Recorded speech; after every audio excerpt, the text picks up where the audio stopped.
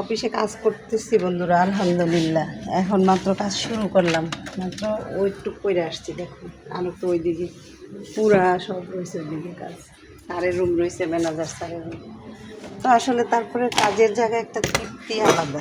যাতে এই জায়গায় সারাদিন থাকি, ঠিক নিজের ঘরকে যেরকম ভালোবাসি, নিজের সংসারকে যেরকম ভালোবাসি, এখানকার প্রত্যেকটা মানুষ, প্রত্যেকটা কাজ আসলে অনেক ভালোবাসি। ভালো না বাসলে তো আসলে কাজে আনন্দ পাওয়া যায় না। যদি তুমি কাজটাকে সহজ মনে না করো, তাহলে সেই কাজটা তুমি ভালোবাসতে পারবে না। তো ওই জন্য কাজের জায়গাটা, আমার নিজের জায়গাটা সবসময় আমাকে মানে ফ্রেশ রাখতে হবে, ভালো রাখতে হবে। কাজটাকে আমার ভালোবাসতে হবে, কাজটাকে ছোটো করে দেখতে হবে না। কোনটা ছোটো কাজ, কোনটা বড় কাজ। সবাই যদি বড় কাজ করে, তাহলে ছোটো কাজগুলি কে করবে? আর ছোটো কাজগুলি কিন্তু বেশি প্রয়োজনীয় আমাদের সংসারে বলে, জীবনে বলে। সত্যি কথা, আমরা ছোটো কাজগুলিকে সম্মান করি না, মূল্যায়ন করি না। কিন্তু ছোটো কাজটাই কিন্তু মানে কী বলে, জরুরি।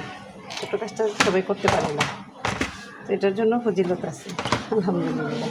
এই জন্য আমরা আসলে কাজকে কখনো অবহেলা করবো না, কাজকে ছোটো করবো না, কাউকে অবহেলা করবো না। ও ঝাড়ু দেয়, ও বাথরুম দেয়, এই জন্য ও মানুষ না, এটা কিন্তু ঠিক না। আল্লাহ কিন্তু আমাদের এইভাবে বিচার করে না। আল্লাহ বিচার করবে আমল দিয়া, ইমান দিয়া, তোমার সত্যবাদিতা দিয়া, তোমার চরিত্রবোধ দিয়া, তোমার সুকর্ম, ভালো কর্মের ইয়া দিয়া। কোন কাজে আল্লাহ কখন খুশি হয়ে যায়। জন্য আমরা আসলে কাজটাকে ভালোবাসবো, আল্লাহ সৃষ্টি সবাইকে ভালোবাসবো, সবার সাথে ভালো ব্যবহার করবো, ভালোভাবে থাকার চেষ্টা করবো। তাহলে বন্ধুরা, তাহলে তো আমরা একটা ভালো মানুষ হিসেবে সবার কাছে পরিচিতি পেতে পারবো। আলহামদুলিল্লাহ,